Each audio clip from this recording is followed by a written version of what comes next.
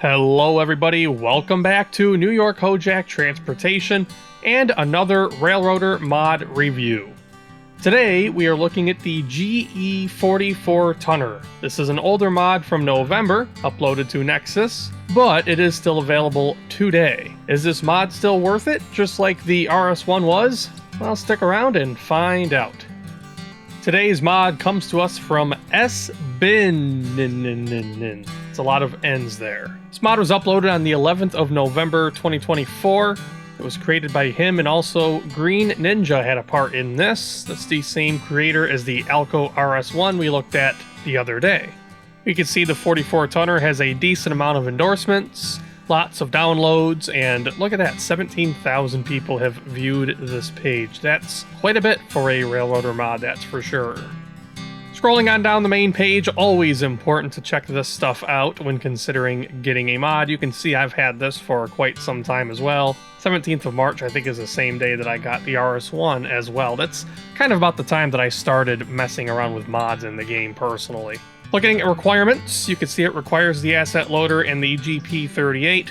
They also have Unity Mod Manager listed here. That is how you will install the mod. These are two of several other mods that do have liveries for this. I'm not sure if those liveries work anymore because the Deco mod has gotten updated, so you may need to check those individual mods to see if they are still relevant, but you don't need those to use the 44 tonner. Again, permissions, credits, if this tab is here, always important to look at. You can see the credits here, the B-Man for the scripts, Green Ninja of course, and it was uploaded by SBin. Changelogs, nothing here, there's only been one version uploaded, and no donations accepted here either. You can see that we have some information here on the prototype. That's always nice to see. A lot of mod authors will put that in here. 44 tonner being a 1940s locomotive is another engine perfect for your transition era saves. Although a lot of industries still use them nowadays, even in the real world. So very much a relevant locomotive even through modern day saves if anybody's running those. The requirements are here again as well, just Unity Mod Manager, Asset Loader, and the GP38. The experimental thing is irrelevant at this point. Those branches have been combined by the game. The installation guide, most mods won't really have something like this on here. They'll just tell you it's UMM. UMM is pretty straightforward to use. You just either drop the file into the app, or I usually just hit the install mod button on UMM, and then I go straight to the downloads folder and take the zip straight out of that. One thing that's interesting, and we will see this in the game, is there are two phases, two body styles to this locomotive. Now there's no customization option to change that like you would more modern mods, but you can change between two of the phases. I believe there were 5 phases total for kind of the popular variants. Actually, yeah, here it is right down here. There's 5. So there's 2 in the game, phase 1 and 4. I will show you both, so you'll get to see those. And also, there's a little note down here that the uploader wrote. This is kind of neat little thing to read. They are working on a new version of this mod. It's going slow, but it seems like they're actively working on it. Only one file to worry about, just like the RS1, just the main mod. The posts tab, very active here actually, relatively speaking. The last post was in April, however, SBin has been active replying to pretty much every relevant topic. And that does go straight up through April. There aren't really any problems with the mod, so there haven't been any new posts. If there was one, I'm sure they would probably reply again. They seem to be pretty active. We do have bugs here. None of these seem to be relevant to anything.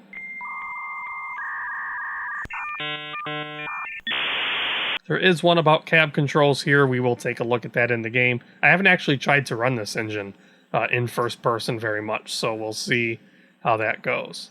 This bug is something I've never really run into, so I would say it's not relevant. You can see it's been marked here.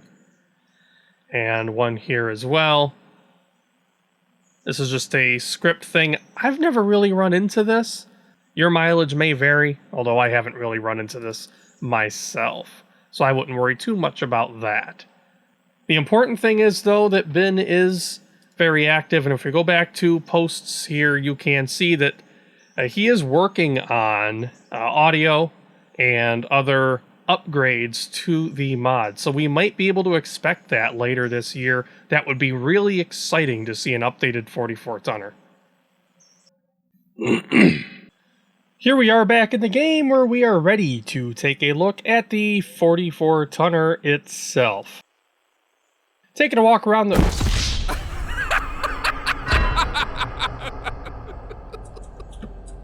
Ignore I did that. Coming around the front of the locomotive, the pilot looks rather nice. Got a pretty good coupler block right there. Of course, you got your air hose sticking out. And the steps on the front, which you can actually kind of stand on them. I haven't tried riding on them, but it seems like you probably can. Maybe we'll try that out if I remember in a bit. Coupler cut lever, of course, and your ladder to climb up onto the locomotive. You have realistic 44 tonner trucks here. The trucks look rather nice. Very good modeling on those. You don't have any kind of fuel filler cap on either side. However, you can pull the diesel pump up anywhere in this lower section between the trucks on either side of the locomotive, and it will fill. Your railroad name is also right there in the middle.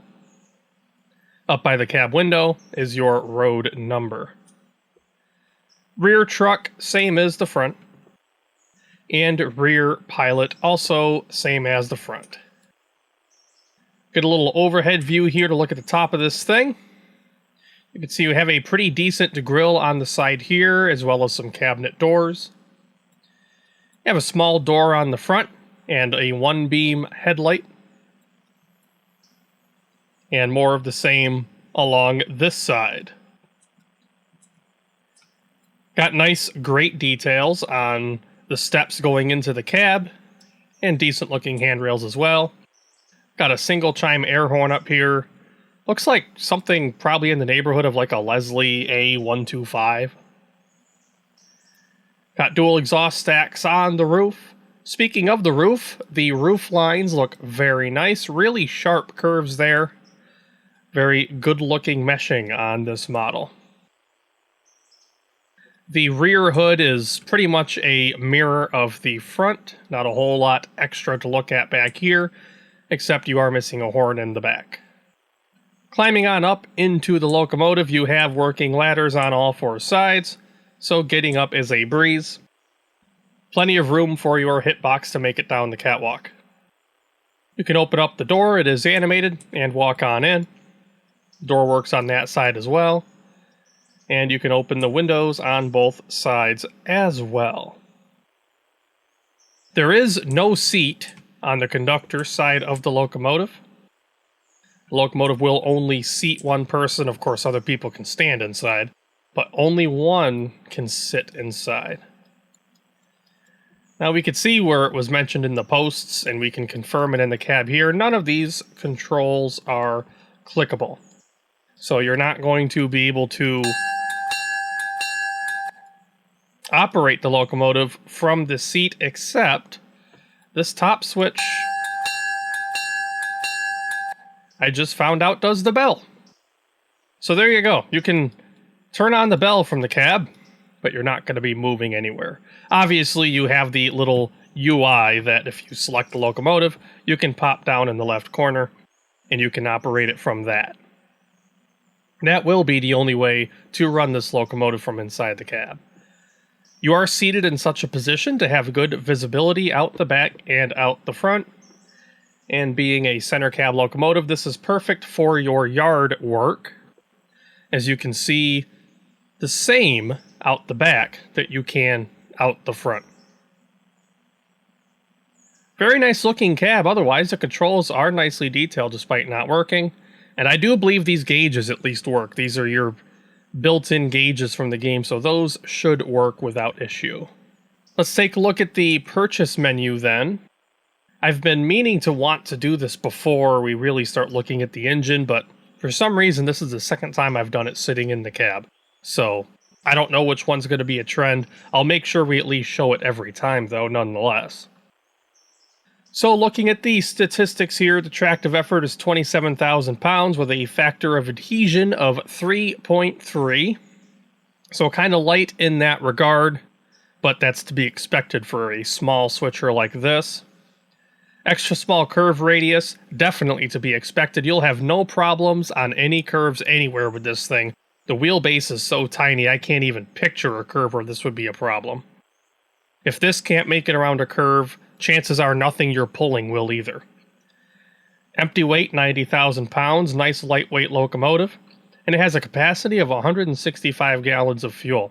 Now that is relatively low for diesels on the game. However, I have actually found that 165 goes quite a long ways, especially because these locomotives aren't really going to be leaving their yards, at least not in typical practice.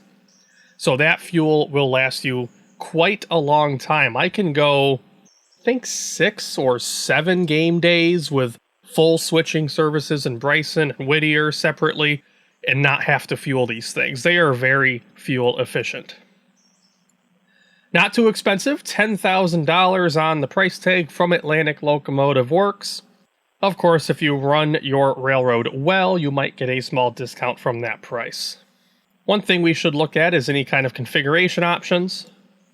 A little out of order, still getting into the feel of this thing. So if we look at the customization here, of course you have your reporting mark and road number like everything will. But just like the RS1, not really a whole lot to talk about. You can change the base color. I have my default Hojack green here, and you can see what parts off of the black that changes. There is this little white bar across the front that does not change. Pretty much all of the other bodywork will change. You cannot change the running board or the handrails or anything like that separately.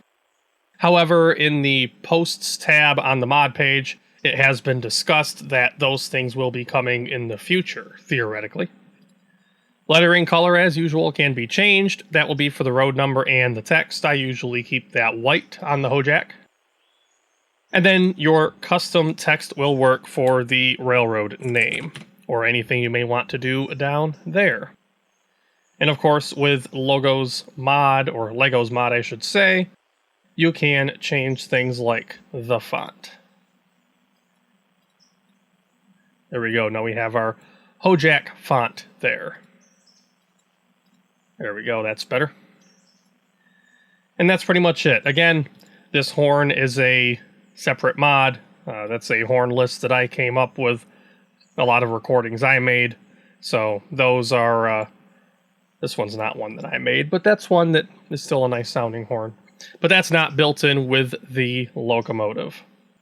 While we are at it, we should take a look at the Phase 4 model and see what the differences are. Kind of subtle differences, but they are noticeable. The Phase 4 44-tonner does have a grille all the way down the front face of both hoods.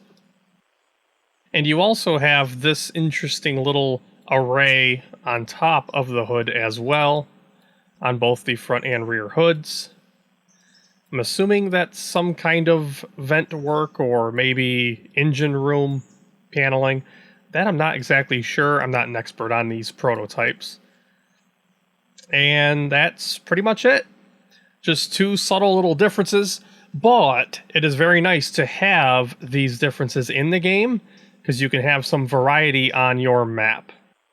And to get to these, there are commands listed on the Nexus page, pretty much right down at the bottom of that post. You can see the commands to activate this phase of the 44-tonner. Let's take it for a bit of a run. Obviously, it's quiet right now. This is a GP38 sound script locomotive, so you will need to start it like we did the RS1. Pressing F11 on your keyboard pulls up these three tabs in the left corner of your screen. Locomotive stats, you get all of your statistics like speed, amperage, RPM, tractive effort, etc. These are all 0. We are not moving yet. Light controls, you have your headlight for the front and the rear. We can take a quick look at those. There's the front and full. And then the rear is much the same, dim and full. And clicking through that UI, clicked on the doors too. There are no other advanced light options or anything else special of the sort.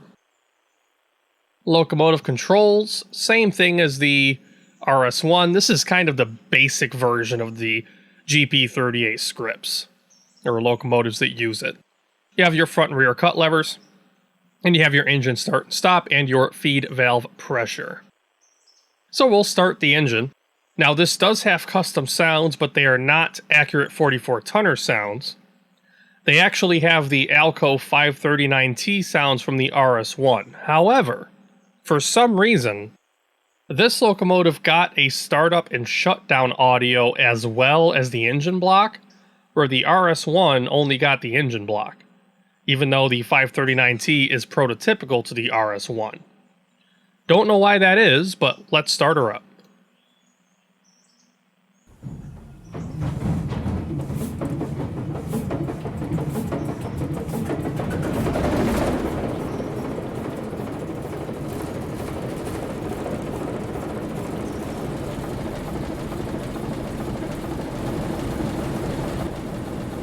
With the locomotive running, you can hit F11 again and close that menu.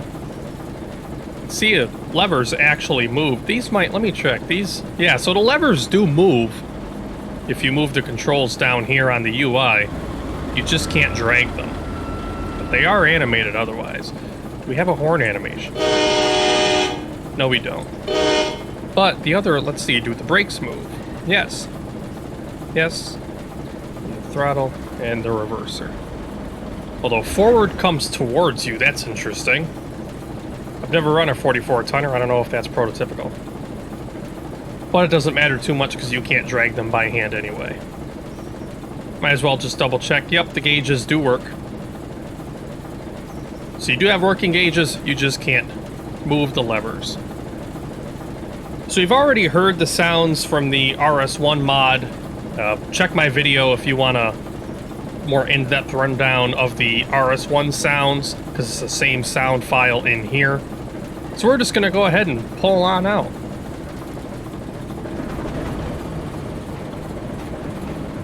This thing only weighs 46 tons, so it gets up and goes pretty well. Handles on the curves nicely. If you saw the RS1 video, that locomotive had a lot of stuttering going around curves in the cab view. This locomotive doesn't really have any of that.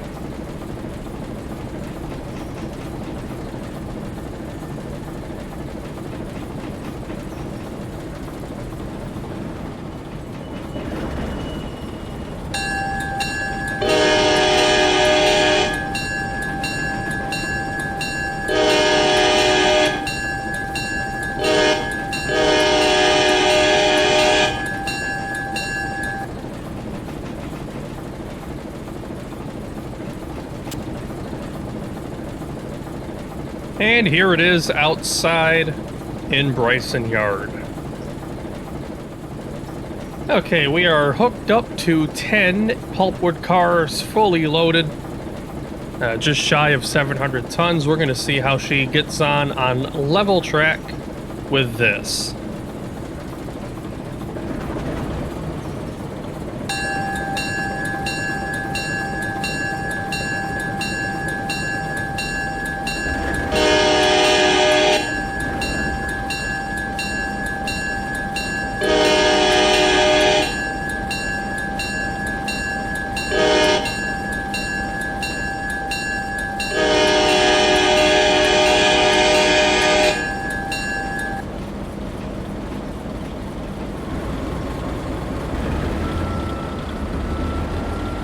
Definitely more sluggish than the RS1, which is to be expected. It's a much smaller locomotive, but she still gets on pretty decently with them.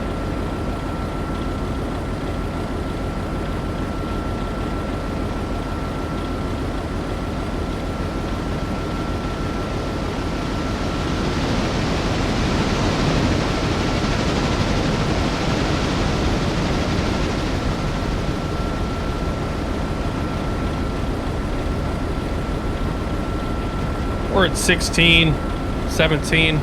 We're going to slam the independent on only and see how she stops this cut.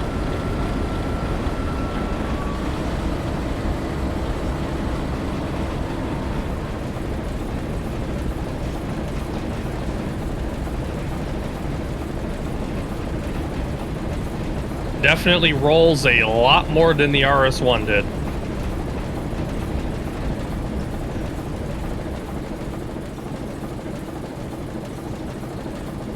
But it still stops them in a somewhat reasonable amount of time.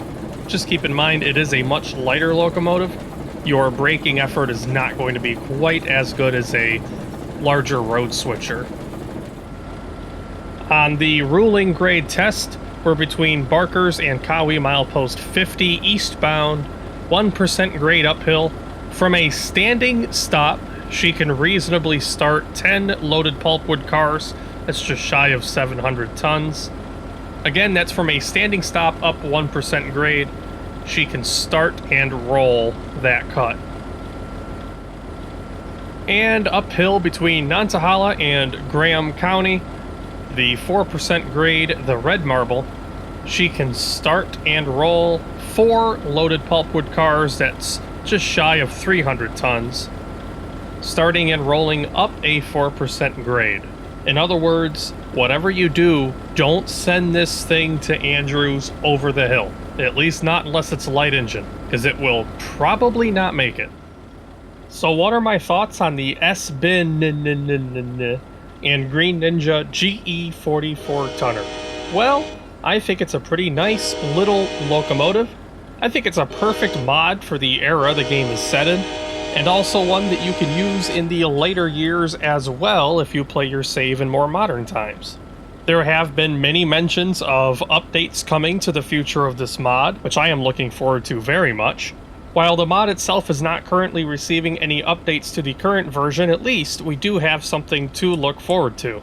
It's a pretty hefty little lump for what it is, and it's perfect for all of your small switching operations. On the main Hojack save, I roster a couple of these in Bryson, Whittier, Alarka, and Silva. These are great if you just have to muscle a couple of cars around some industries in one of your main yard areas, and I often find myself looking for ways to add another one to my roster if I can get rid of a large engine and be a little more efficient. So yes, indeed, I do recommend looking into the 44 tonner. It's a very easy mod to use, not a whole lot to it, and you do have some stuff to look forward to in the future. I'd like to thank everybody for watching another mod review on New York Hojack Transportation. If you haven't seen the Alco RS1 review, I do recommend checking it out, and stay tuned to the channel for more to come. With that being said, I hope to see everybody out on the Hojack again in the future, and until next time, take care.